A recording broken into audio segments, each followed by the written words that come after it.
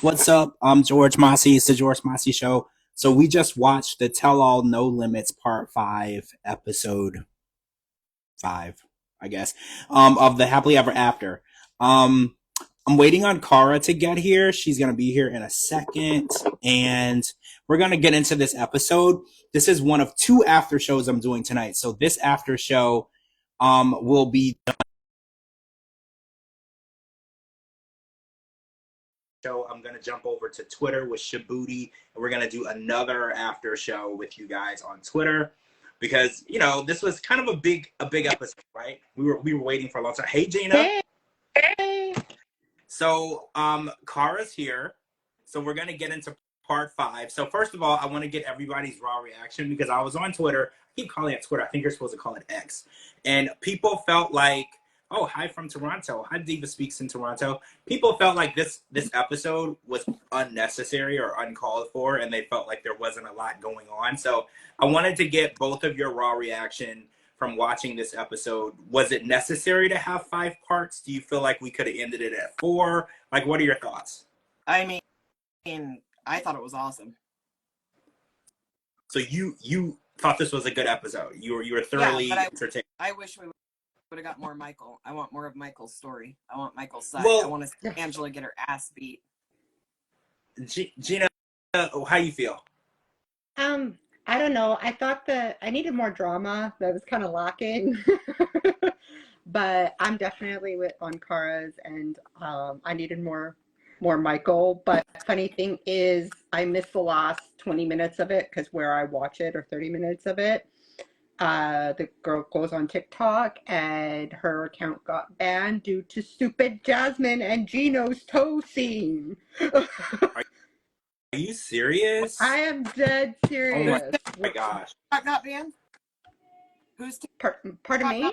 Whose TikTok got banned? Oh. It was just banned until next week or whatnot for a week. It was where Dee Dee and I watch it. I think it's and she goes live. It's just like a random person, right? It's no one from yeah. No, it's no one from the show or anything like that. And she goes live on TikTok, and then her TikTok got banned due to content, like that content reason. It was because of stupid Gino and Jasmine's stupid toe. So I want to ask y'all because there was an altercation between Sophie and Lauren at the beginning of this episode, and Lauren called Sophie a huge bitch. And, you know, I'm not a huge fan of Lauren, definitely not a big fan of Sophie, but I don't disagree because she was like, oh, I get it now. I get why Rob and you didn't work out. I get why people say that you're such a bad person. And that altercation, Sophie was like, that's so offensive and rude. And I was like, well, no, whenever people start to tell the truth about Sophie, she starts crying and she calls them rude. She says that they're nasty, they're a liar, they're cheaters. I did like the idea that Sophie met her match because nobody really is calling Sophie out on her shit. And unfortunately, Lauren was the only one to do it right before she left. But I felt like it was necessary, right? Because everybody was like focused on calling Angela out, or they're focusing on calling everybody else out. Sophie was getting away with so much at this tell-all, and I felt like this was so needed. And I was just happy to see that Lauren took that opportunity to do that, right? Like, I'm not big with Lauren or Alexi because we actually saw another interaction where Ashley got really pissed at Alexi because Jasmine was talking and Ashley was cutting her off, and Alexi's like, you know, let her finish, but he used like a hand gesture and she took that as a personal thing. So like, how do y'all feel about that? Do you feel like it was rude the way Alexi asked Ashley to let Jasmine finish talking? I didn't take it that way. So when they explained it to me that way, I didn't understand it. So how did y'all take that? He hand gestured everything we were all thinking. I was thinking, shut the fuck up, Ashley, the whole time. So pretty much, yeah, same thing. And then Ashley's just living in her own, doing her own thing and living in her own world and thinks she has every rights to everything. So, you know, Ashley will just do Ashley and that's it. Well, the interesting part is we watched some segments with Ashley and Manuel, and we found out that Manuel has $200 a month child support. Like, we knew that he was sending money back to Ecuador. Well, quotes, to Ecuador, to his kids. We didn't know how much. We didn't know that it was court ordered, right? Like, this was new information. We thought he was sending it back because he wanted to. He's actually sending it back because it's required of him. And he revealed tonight that his sister opened a line of credit to help him get, how do you call it? In the positives of his child support payments, because he was in the negative. And he felt that Ashley doesn't take it seriously enough. So I wanted to get y'all's opinion, because I don't know, guys. Like, I feel like Ashley paying his child support, I get that they're married and his bills are her bills, but it's not her responsibility to pay the child support. But Yes, it is. Yes, it so is. wait, is it really her responsibility? Why wouldn't it be? She brought him here, as she's thrown in his face 47 times. He can't work. He can't do like it. So she had to go to this attorney to do a post-nup to say that you inherited each other's debt. She is absolutely responsible for that shit. So him saying that he might leave her because he can't work, because I guess the real issue tonight was she waited 1 full year to put the paperwork through, and he feels like that's a year that he could have been working and getting ahead. And he feels like it was like a personal attack, because he doesn't like sitting around and asking someone else to cover his debts, especially Ashley, because Ashley tends to make him feel bad whenever he needs something. And we saw this with Jasmine too. When she first got here, Gino would try to make her feel bad if she needed money or needed the credit card or needed him to buy something. And when you bring somebody here who's not legally allowed to work, who has absolutely no means of taking care of themselves, because he's coming from Ecuador, he didn't have a savings, right? Like, he didn't come over here with thousands of dollars. I think it's wrong when the American counterpart, they're like, oh, well, you don't know how hard it is for me. And I'm like, it is hard for everyone, but it's harder for them who gave up everything and now they're fully dependent on them. Because I can't imagine leaving my comfort of my bubble and my life and my financial situation and just putting myself in the mercy of another person. And if they decide that I can have something, I can. And if they decide that I can't, I get, like, I don't know what that's like, and I don't ever want to know what that's like. And if right? I did, and you threw one thing in my face about how you brought me over here, or it's your visa, my shit's packed and I'm gone. Oh yes. Oh, definitely. Like, I don't know. I think she was just saying, like, let me see how long, like, kind of playing the visa card, like a puppeteer almost. Like, let me string Manuel along, like Pinocchio, and just, like, string that visa card and see, like, if he'll last this long, or if he'll, like, just put him through tests. Because, like, the red flags are all there. This was a trial run, right? Yeah. So you're saying this was a trial run. She was seeing how things went before she really put the ink on the paper, right? Because once you put the ink on the paper, there's no going back. And, you know, Manuel is very secretive, so it is easy for you to have doubts about what you're getting into. And she probably looked at it as, the longer I don't put the ink to the paper, I could possibly send him back, right? Like, I could. But also, he doesn't speak English. So if you don't speak Spanish, George, and I walk up to you with 50 pages written in Spanish, and I said, here, fill this out and sign it, then what? Well, that would do nothing for me, because I not only can't speak Spanish. Are you just gonna trust me? Like, I hope this bitch is legit? Well, right. I can't speak it. I can't read it. I don't understand it. And this is coming from someone who took it for 2 years. I took Spanish and French in school. Couldn't tell you nothing, right? I have no recollection of it whatsoever. So I know exactly, her printing out papers and handing it to him is basically a slap in the face. It's basically saying, you want this done, you do it, knowing that he cannot do it. And I think that's almost disrespectful in a way, right? Saying, well, I know you want this done, I'm not doing it, you can't do it, but here's the paper, if you can look at it while. But why wouldn't he go to, like, a pro bono lawyer, like, that speaks Spanish to read over the documentations? Because it's damn near impossible to find. It's damn near impossible to find a pro bono lawyer in America. True. You're too. You gotta be falsely accused of something big and hope Kim Kardashian comes to your rescue. Yeah, that's true, because so many people have tried using the pro bono because they thought they were going to get a big payout, and then the lawyers got burned, and they did years worth of work on cases and got nothing. Yeah. But well, literally, they were upside down. So yeah, nobody wants to do anything without actually receiving money up front, and especially in an immigration case, because he's not winning a judgment of money. So there's no big payout at the end. Exactly. So the lawyer's like, well, what do I get? Like You're going to get your right. You're going to get your paperwork. What do I get at the end? Because if you go to a Walmart and you fall and you break a limb, a pro bono lawyer is more likely to take your case because Walmart has billions of dollars. And if you fell and there was no sign that told you be careful, you're going to get paid. And that lawyer is also going to get paid. Like, it's so much easier when there's a light at the end of the tunnel.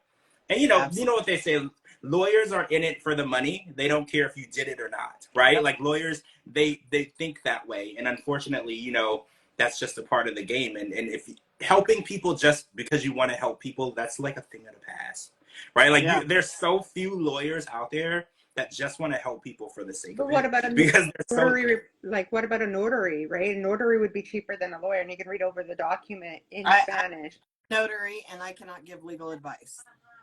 Right. No, but like read over the document and basically simplify it and translate it for them. But I think that's more of a translator than a notary, right? Like that you'd have to hire. Yeah, the notary is only there to be in presence and legify that document. Yep. You can't like translate it for them. Like, that's like taking it a step further. Yep. I mean, it makes sense. I can't speak on anything I sign. I can't help you understand it. I'm just there to stamp right that I saw you sign. Okay, gotcha. So Angela left the house. And Angela and Michael left. The tell-all didn't go back to the house that night, and Lauren and Alexi left, but the rest of the cast did go back to the house, and they did have some conversations. And I want to talk about this Ed and Liz interaction the last night, because, you know, when they first got into the house, the interaction between Ed and Liz was very aggressive and hostile, and then we were watching a more friendly interaction between Ed and Liz, and it was really confusing to me because when you say someone has hurt you and treated you so badly, it was just really weird to me watching Liz, like, and she said it, she's like, we got comfortable with each other again. And I understand why people, when they break up with someone that they really feel is toxic, it is very important that you detach yourself and make sure that that person is not around you, because falling back into that, or I think they call it backsliding, back into that situation because it's familiar. I think that's what we were watching, because I was like, Liz, where was the energy when you were screaming and, you know, you wanted to get your point across, you want to make sure he was a liar, you wanted people to see what he did. Now tonight you're making him tacos, right? And you're like talking like everything's fine. I was like, where's Jason too? I was like, I don't like the idea of him weaseling his way back into her life. And then he said to Patrick, he's like, if I wanted to close the deal, I could have, meaning he could have slept with Liz, right? And I don't believe that, but I also don't know, because the way that they were interacting when Jason wasn't around, I really did feel like she was falling back into that place where she was just letting him run her life. Did you see that? I was so pissed off over the Ed and Liz scenes tonight. That was ridiculous. But I'm also pissed off at Patrick. Patrick's opinion of everybody else that he spoke about, he doesn't have a clue what the hell's going on. He has no idea.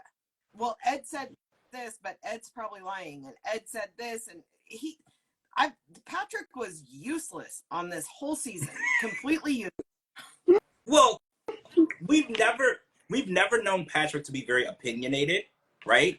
I think Jamal calls him even when Lauren is saying your husband needs to stand up for you, he literally says, I do stand up for her, and then bows his head. Didn't even look her in the eye. He just put his head all the way down. He just sits there like a dud. He's and watch paint dry. Like, he's a, what do you call it when someone is not confrontational? He's anti-confrontation. And because remember when he was in Brazil and they wanted him to have a conversation with his dad about the apartment, it took everything in him to do that. He is so non-confrontational. And then when John and Thais are screaming at each other, he just pretends like he's not present. And, you know, being married, you have to always know when it's time to speak up. Like when Lauren was screaming with Sophie, Alexi came and sat next to Lauren, and he started interjecting. You know, you have to know when it's time to get involved when your significant other is in a situation. Now, I don't like to say that you need to save anyone, because I don't believe that that's true, but I feel like you should always be present in case they need you, right? Like you should insert yourself when needed. And I feel like Patrick will let people scream at his wife, and he will not insert himself in the situation and defend her. And I think and I don't think it's because he doesn't love her. I think it's just he was raised in a way where he never wanted to confront anyone, and it's become a defense mechanism. He feels, and it's ironic to me because he's a massive guy, right? Like he's very intimidating. If you don't know him and you see him for the first time, you would think that he would be intimidating, but he's the complete opposite. He's the most soft-spoken. Patrick's intimidating? He's huge. He's like a bodybuilder. Like, no, So I said if you first looked at him for the very first time and you never seen him on the show, you would think he could be intimidating. If I never knew him, never seen him on the show, the first time I looked at him, I would say, why is this guy's head so tiny? First of all, that would looks be like Popeye. My second. Well, that's the steroids. That's the steroids. Oh, I know. As soon as he starts talking, I'd be like, this guy is such a puss. Well, yeah. I would know it instantly. He's a massive teddy bear, and I think that's his downfall because he doesn't know when to stand up, you know. And he's got a daughter too. You know, when you have a daughter, you have to make sure that you know when it's time to stand up for the women in your life. You know, fathers have to be that stern figure. You know, when she starts dating, he needs to be the one to say, hey, look, you want to take my daughter on a date, treat her right, or you're going to deal with me. You know, like you have to. John doing that more than him. Oh, yeah. This is natural for John. He's going to say, if you want to take my daughter on a date, if you hurt her, you're going to deal with my wife. That's what he's going to say. And let's be real, Thais is not very intimidating either. So somebody's got to stand up for Alessi, right? So John, this is your responsibility. We're assigning this to John. John is the one who has to make sure that Alessi is protected at all costs, because I can't delegate that to Patrick. I'm not comfortable that it'll be done. Oh, so let's talk about my visa. So Angela referred to Michael's visa as her visa, and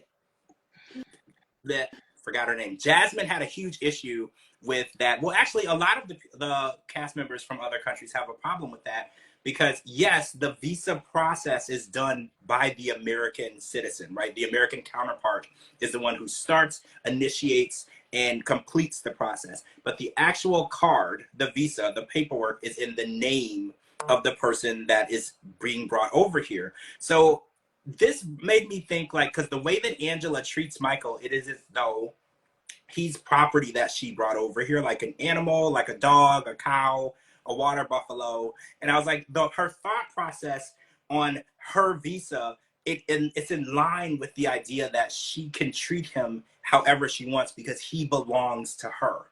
And I think that she's under the impression that when you bring somebody over here on a visa, it's like, you know, one of those third world countries where when you get married and that woman becomes your property, you can do with her as you wish, right? Like there's countries where you can hit a woman, and as long as she's your wife, there's no crime committed, right? Yeah. There are countries where that happens. And I think that Angela's under the impression that visa people and green card people who come over here from another place, are property. Yeah. And I don't know where she gets that, you know, because that's never been the case. They have legal rights and they can gain citizenship. The same citizenship that she has, they can also gain. But I think that when she said that it was her visa and she can revoke it as though she was the immigration department, she's the federal government, it started to shed a little light on her thought process. Yeah, she's disgusting. She is a vile human being. And if I don't ever see that bitch again, it will be way too soon. Yeah. Like what she said about like her country, like with Kobe and stuff like that, it was just making my blood boil as well. I'm like, oh my God, I want to throw something at my TV right now. She said it as though it's her country and Kobe's not supposed to be here. Yeah, right? Exactly. Like that's the way she said it. She's like, well, this is America, this is my country, as though the cast from other countries that were there in the room with her, they were guests. And I was like, these people have legal citizenship. They have legal stance to be here. You can't say this is your country. First of all, America doesn't belong to anyone. It was founded by immigrants, okay? Like, they came up, nobody was from here but the Indians. So, like, I don't know if she took history in school, but, like, let's be realistic. Nobody is from America unless you're a Native American, right? Like, you might have come here and been born here, but everyone migrated from somewhere else. So I don't know where her thought process is, where but America belongs to her, and then she decides who she lets in and who she doesn't let in. Like, that's never been the way we run our borders, right? And I just think, and she had this altercation with Kobe, so I want to get into that too, where I didn't really see her take like a swing like I heard before, but she really got close enough to where security had to get between them. So I wanted to get your thought process on that, because Kobe was, you know, Kobe was standing his ground on how he felt about the way Angela was treating Michael throughout the season, not just at the tell-all. He was like, let's not pretend that this just started. Let's address your behavior from start to finish. And she refused to listen to anything. She would tell him to shut up. She started screaming. She started cussing. And then she got so close to his face that security had to step in. And I wanted to get your reaction on that, because Kobe's not her husband, okay? Like, Kobe is Emily's husband, and Kobe could easily pull out his cell phone and call 911 and say, she's assaulting me. So what do you guys think about the fact that she thought that she had the right to get all up in this man's face? First of all, this season, like, I loved Emily and Kobe before, but I absolutely fell in love with them all the way this season. Kobe's handled everything like a pro. Like, he knew exactly what's going on with everybody. He did so good. Emily was so, I mean, probably because she was the only sober one in the house, but she was like literally able to help guide everybody. They were just like the perfect piece of the puzzle.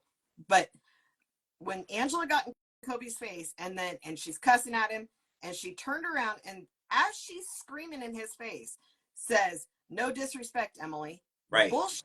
You want everyone's spouse to stand up for everyone's spouse. So if Emily wasn't pregnant, I would hope that she would have just went over there and beat the shit out of her. Well, and I'm sure she probably would.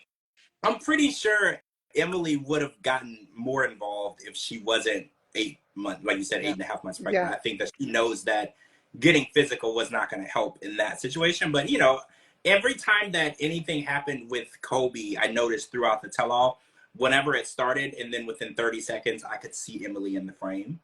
And, you know, that's how your spouse is supposed to be, right? Like, if something is going down and you're in another room and you hear it, and you hear your spouse is screaming, or someone is screaming at your spouse, just be present, right? Like, that's exactly what I would expect a wife or husband to do. Just be there. Like, you might not need me. I think you can handle yourself, but you're going to have me here supporting you just in case you need me. And I saw that even when they were yelling by the pool table, Emily wasn't in the frame at first, and then within 30 seconds, Emily's standing right next to her man. And I was like, that's exactly how a spouse should defend people. But Angela is a hypocrite, right? Like, she wants everyone to defend her. Absolutely no one is allowed to defend Michael, right? Like, I don't like the idea of that double standard. She's like, if anyone opens their mouth to say anything about Michael, even a non-biased thing, they're like, oh, well, I just think that you should let him speak. He should not. Everything is wrong unless they're calling him a scammer. And that's an issue for me. And the fact tonight, she said that she was surprised. She was like, I just woke up and he was gone. And I was like, you're surprised that you woke up and he was gone after the way that you treated him? And the fact that he said that he walked 5 miles through the dark woods, that's fear, guys. Yeah. That's fear. Can you imagine? Because if I'm scared, I might call an Uber. I might call a friend. There's so many.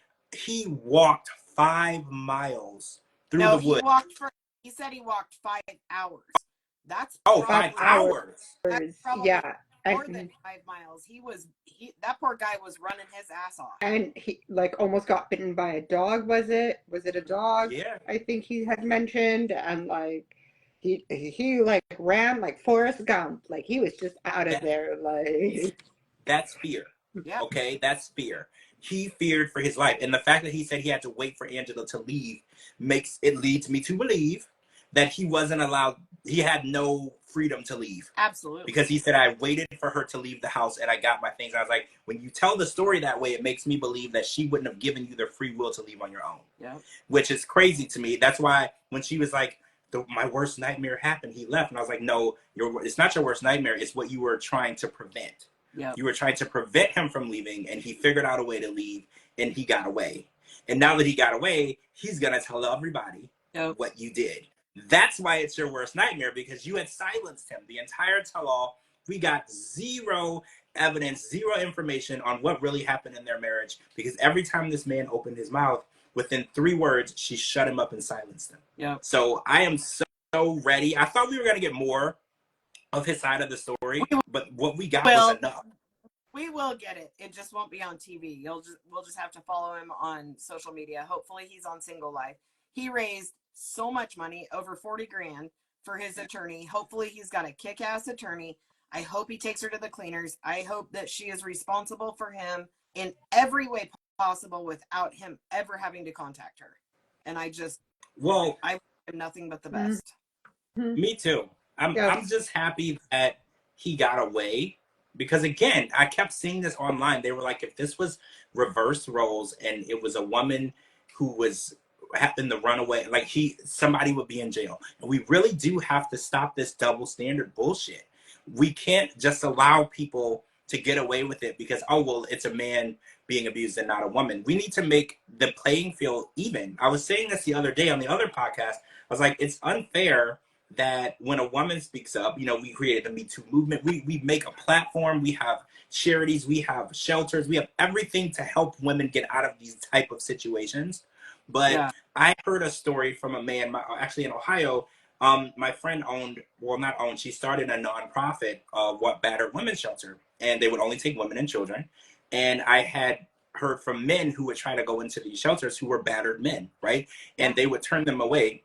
One, because they were a man, or there was an exclusion where if you were a man and you had children with you, you could get in. But they would send single men away back into the situation. And I'm just sick of it. I'm sick of this bullshit, and we need to protect everyone and make sure everyone is safe from abuse. It's not fair that we only protect women. We need to protect everybody. The playing field needs to be completely safe for everybody. Yeah, I've been saying it since she threw cake in his face or a drink in his face, or like she dented these. It's been so much emotional damage, not more physical, but emotional damage that she's caused this poor man, like with his car, with the cake, with everything else leading up to us.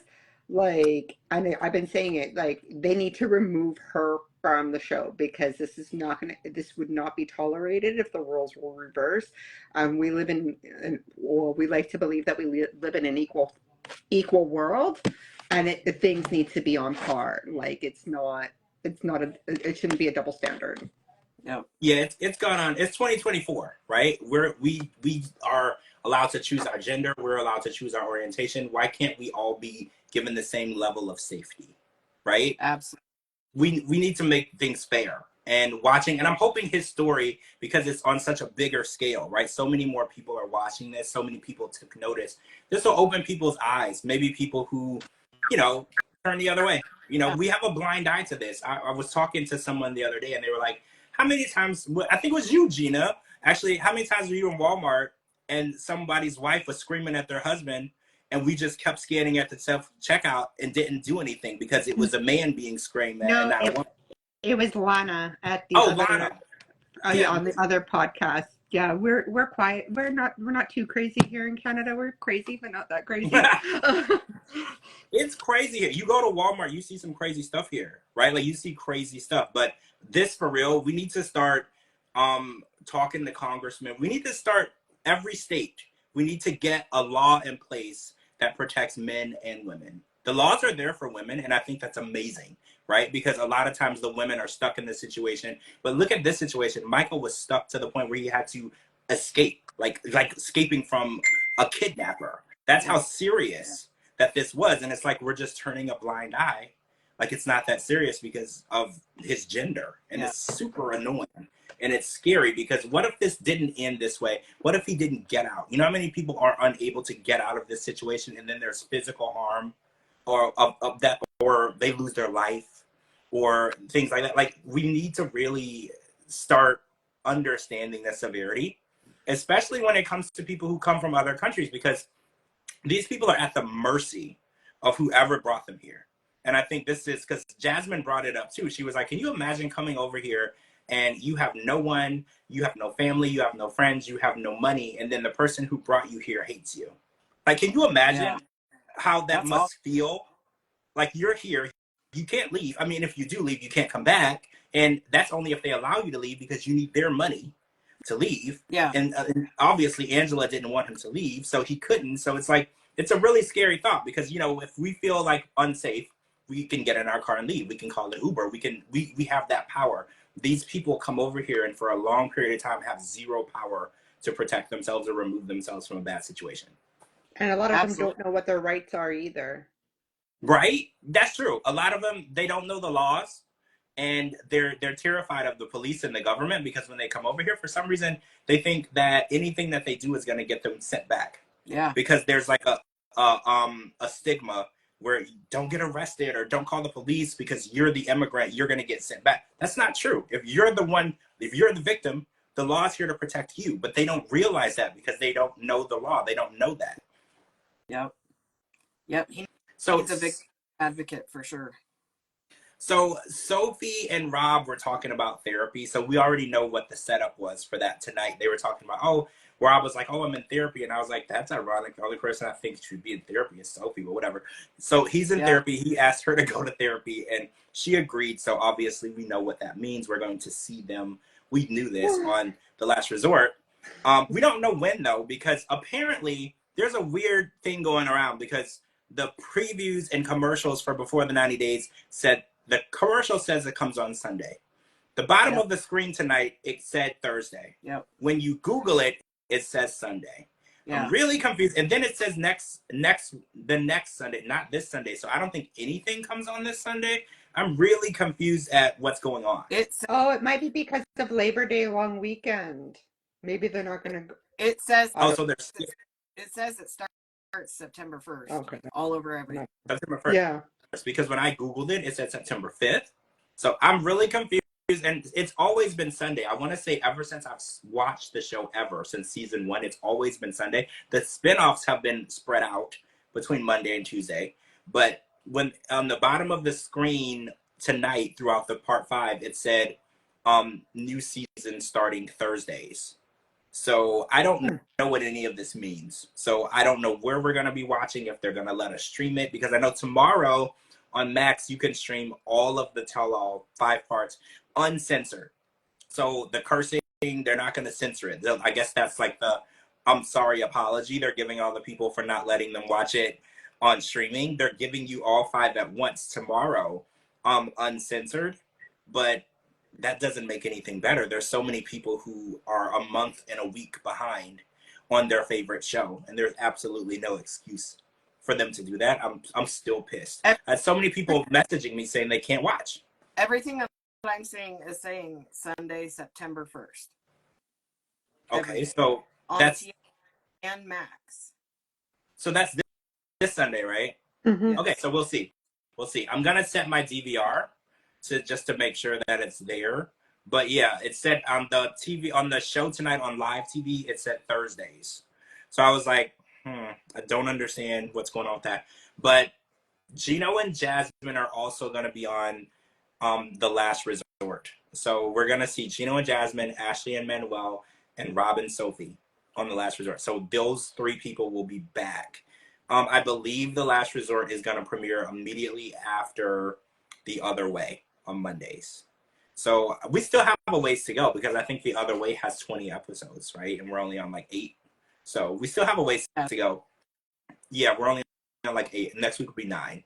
So we have a ways, or tomorrow will be 9. So we have a ways to go before The Last Resort starts. But what happened tonight that we really, really need to discuss, because this is kind of end of chapter for Happily Ever After. So we're gonna be closing off shop for this season. So what do we really need to talk about?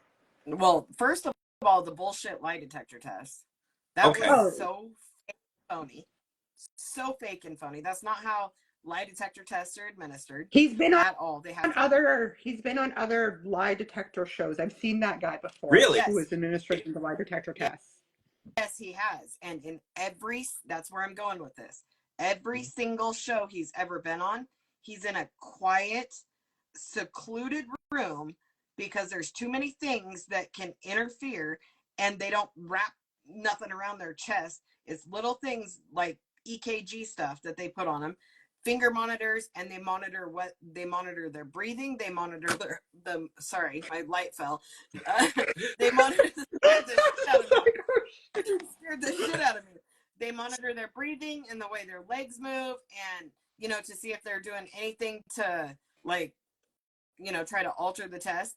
But it's in a secluded room. There can't be any other noises or any outside influences or anything like that. So that was the most bullshit thing I've ever seen. Well, the first thing he said that caught me off guard was Jasmine was like, how accurate is this? Or might not have been Jasmine, and he said 100% accurate.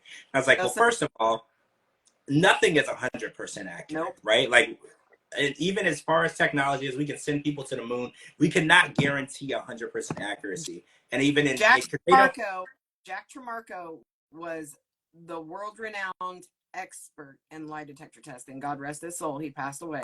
But even he said there is never a lie detector test that is going to be 100%. He said you're lucky if it's 95 and above. That's good enough. And that's, well, yeah, they don't admit them in court because of that percentage of doubt, right? Just like if you take a paternity test, they're only going to give you 99.9%. There is a 0.01% chance it's wrong, right? Like, there's no scientific certainty in that. And then I thought that you're supposed to ask filler questions first, like what's your first name, what town were you born in, questions that to gauge a person's response. And then that's how you gauge, if they're telling the truth or not, because you gauge that response against one of the other questions to see if anything changed. It was bullshit, but I also felt like, what was the point of having him there if you were going to give people the opportunity to not take the test? Right? I was pissed. I was just like, also, what is the point of this? One thing I want to point out, last episode, when she brought out the PI and they found nothing on Michael, found out that he was being honest and all that stuff. Right before the PI read the results, she says, y'all are about to find out everything I've been going through and finding out. I hope I'm wrong. I hope I'm wrong. God proved me wrong. And then the second proved wrong. Y'all fuck off. I'm out of here. Well, I felt like she was counting on him being a scammer, which is really weird to me, because I was like, well, if you just don't want to be with him anymore, just don't be with him anymore. Like, you can't make him out to be something that he's not, because she was like, oh, I hope I'm wrong. I hope he's a good guy. And then because that was even more weird, because when she said, oh, my worst nightmare, I was like, the way you treated him leaving was like the biggest favor that he's ever done for you, because Skyla's was like, my mom is miserable and angry and unhappy and aggressive. And I was like, well, Skyla, that's her anyway. But in this situation, she's still angry, miserable, aggressive, and unhappy. So him leaving should have made things better, because every second that she dealt with him, I'm sure her blood, I can't imagine what her primary care doctor has to say. Can you imagine what her blood pressure is like on a regular day? She is always so high-strung, screaming and angry and smoking. I can't imagine that any of this has been good for her health. Right. Like him, right? Like him leaving her is like the best thing that has ever happened to her, right? Yep. Absolutely. And him, right? Like, and him. I feel like this is definitely the best thing for him, right? Like, this is definitely where both people win, right? Like, because I feel like Angela has been unhappy for a really long time. Like, we've been watching her for 7 years. And the giddy, happy Angela we haven't seen in like 5 years. It actually started when they got married. When they got married, she's been angry, pissy, aggressive, rude, nasty, vile. When she first met him, when she first went to Nigeria, she was really happy. Like, she was smiling. The only time I've ever seen her happy was at the airport when she hugged him, he hugged her, and then from that point forward, she threw cake in his face and treated him like shit. So Right. Before she met him in person is when she was the happiest, right? Because I remember how giddy she was. She would talk to the camera and she called him her sexy Nigerian, and how excited she was. And she would hold up the paperwork. She's like, I'm going to get my man. She was happy. And then that Angela has been gone for so long, you'd have to Google it to figure out who that person is. She has been so pissy and angry. And it's like, if somebody gets under your skin that much, the best thing for you to do is be away from that person. Yep.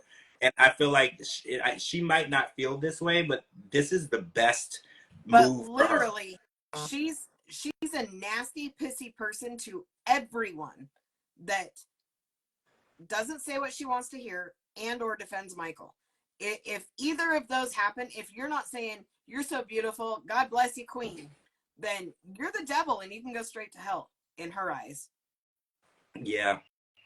Mm-hmm. I'm just glad. She has worse than a 2-year-old. She's just that smokes and drinks and God knows what else. She's disgusting. Guys, so apparently there was something Shabuti posted earlier. He said that apparently the night that they weren't at the tell-all mansion, they said that Michael said in his interview they had a huge fight, and apparently there were pictures that surfaced on X of her hands, and her hands have bruises like on the finger, like here around the knuckle area. They're all and there's been a lot of there's like speculation that fight was physical. So what do you guys think about that? Because when they arrived, there clearly was an altercation. Michael admitted, he was like, and she did too, she was like, that first night when y'all all came to the house, we were here, but we got into a huge fight. It wouldn't have been good for us to be there. And then they showed up the second day. Do you think there's any truth to the speculation going around? Because some people are saying that there was an altercation that happened between them, and it's like being covered up. Like they're saying that production knew about it, and instead of putting a stop to it and not filming with them, it was swept under the rug. That's what's going around X on Twitter. So what do you guys think about that? I agree. I saw her laying in the bed. The only time I ever agreed with her, when she threw her crown off and said, I'm not a fucking queen. I was like, damn straight, girl, you are. That's the only time I ever agreed with her. And she's laying there and her hands are all scratched up. And all I could think was she went after him and he tried to stop her, and she's yanking her half broken fingernails away from him. And she obviously bruises easily with her thin skin and no morals. She probably bruises very easy. You know, I'm sure that she was kicking his ass and it got swept under the rug. I can see an altercation from occurring, but like with her anger issues, wouldn't he have any physical marks like bruises or whatnot, which he didn't show? I think she brought that on herself, possibly inflicted these wounds on her, like the bruises, to make people feel sorry for her. At the same time, like, oh my God, what happened? Because that's what a normal person's reaction is going to be like, oh my God, what happened? What did you do? Like, I'm totally not normal, because I saw that and I thought, man, I hope she got her ass beat. Oh, Cara, no, we can't. I do too. But let's face it, Angela has more anger issues than Michael does, and Michael would have been like twice as beaten. So that's all I'm saying. There is no evidence of that he was physically harmed. Good, but at the same time, that we know of yet. We'll say that we know emotionally harmed, yes. Physically, not on that scene where they got into the altercation or whatnot. Right. So that's why I said she. I mean, and bruises can be places you can't see them. You know, like they're not always somewhere that you can see them. A lot of times, you know, they're on your back, on your shoulder, somewhere that you can't see. But I don't want to speculate. She did it herself. I just think she did it herself so she can feel, because everybody was so pathetic towards Michael. She wanted that empathy back at her, type of thing. At the same time. Her statements have said everybody thinks I'm this evil, mean B word, and I'm not, and I'm crazy. So it would be like, oh well, let me show them, you know, I'm not as crazy, which it backfired, because watching these 5 parts of the tell-all has really solidified that, you know, we don't think she's okay, right? Like, and this relationship was never okay. And because she kept saying on her live, she's like, you just have to watch the full season and the tell-all and you'll understand and you'll be on my side. And now here we are after watching the full season and the tell-alls, all 5 of them, and we're like, so what are we supposed to be on? Did you see that live that surfaced recently? If not, I'll send it to you. That surfaced recently about she made some comment about she borrowed money from TLC, and there's What? some What? discrepancy over. I'll send it to you. Some discrepancy. Oh, It's on TikTok. Some discrepancy over what she owes Michael and her borrowing money from TLC. And so if that's, I mean, if there's any truth to the words out of her own mouth, then that explains why TLC kept her for so long, because she owed them. Whoa. Okay, well, yeah, send me oh, that. yeah. That's interesting. Send, So, Cara. Send. well, yeah, Yeah, I'll send it. if you are taking pay advances or borrowing money against them, so yeah, they would need to continue filming with you to guarantee you're going to pay them back or to Yeah. make that loan whole. And also, should a company be doing something like that? Should a company be advancing people money See, and I don't know if like that?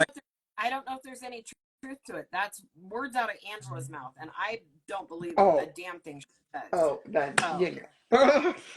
Yeah, because again, she's been trying very difficult to get people to see things from her perspective, her point of view. She wants people to see her as the victim in this yeah. situation. I think Michael's GoFundMe account shows us that people do not see that, right? Yeah. Like people are not seeing her as a victim, 100%. and they've chosen Michael as the person that they want to support here.